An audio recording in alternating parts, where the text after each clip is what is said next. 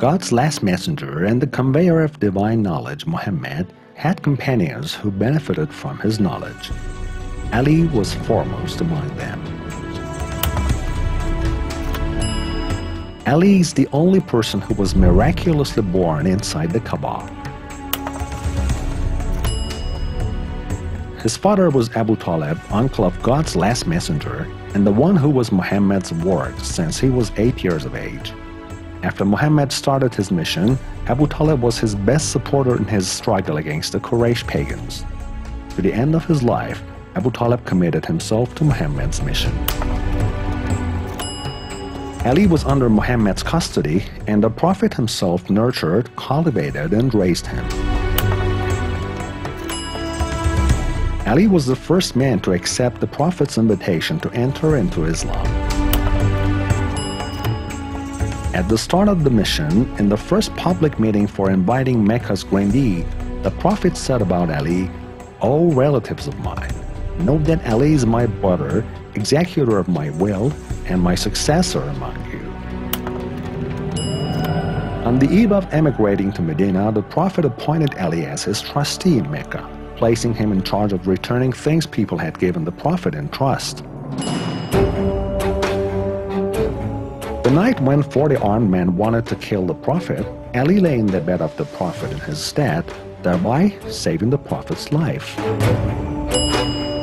During the Battle of Uhud, Ali manifested such a degree of selfless sacrifice, laying his own life repeatedly on the line in order to save the Prophet's life, that Gabriel said, "This is the peak of sacrifice he is showing."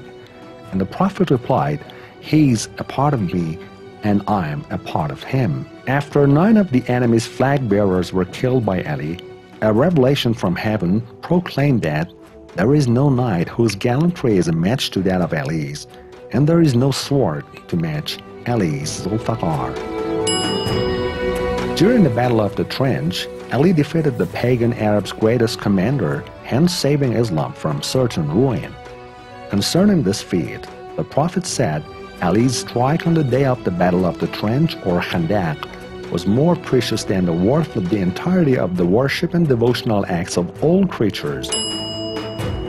During the Battle of Khaybar, when Muslims faced insurmountable obstacles in capturing the enemy's most well-defended fortress, and the army commanders returned in despair to the Prophet, he said, "Tomorrow I will give the flag to the one who never flees the battlefield nor turns his back on any enemy. He is the one who is the beloved of God and his Prophet, and God will capture the fortress by the way of the agency of his hands." The next day, the Prophet gave Ali the flag, and in a miraculous feat, Ali conquered the castle of Khaybar. In all the 27 battles where the Prophet was personally the commander, Tabuk was the only battle where Ali was absent. And this was because the Prophet had appointed Ali as a substitute in Medina for the duration of the battle.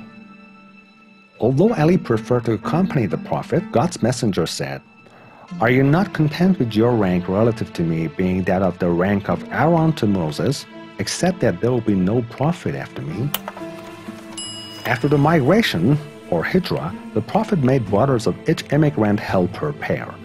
Eventually, Ali was left alone, without the Prophet having appointed him a brother. When Ali asked why, the Prophet said, "You are my brother in this world, and in the hereafter, I swear to the one God who commissioned me to convey the message of the truth, that I delayed your pairing in order to pair you as my own brother, a fraternity which shall span the times of both this world and the hereafter."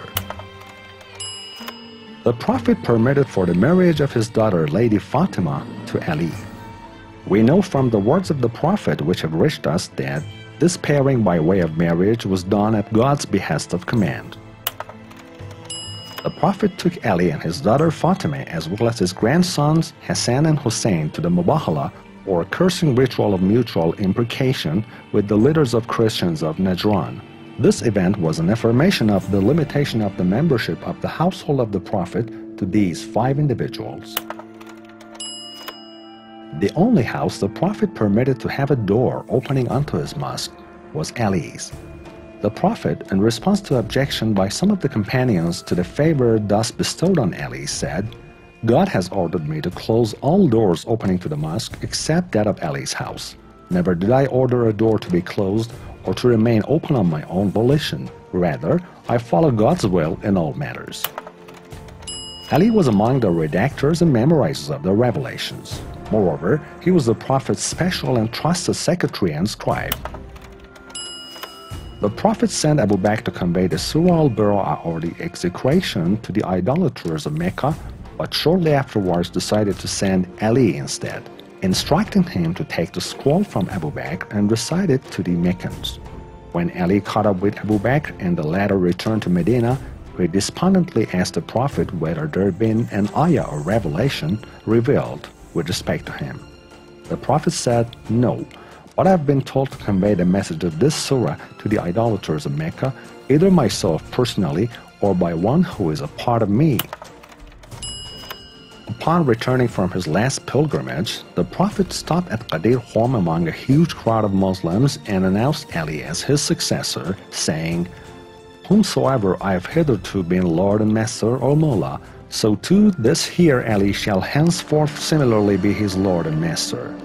All the companions then shook hands with Ali in allegiance and congratulated him in his appointment.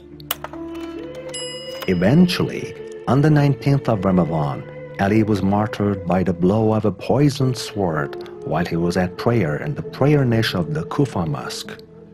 2 nights later, on the eve of the 21st of Ramadan, he ascended to God's heaven.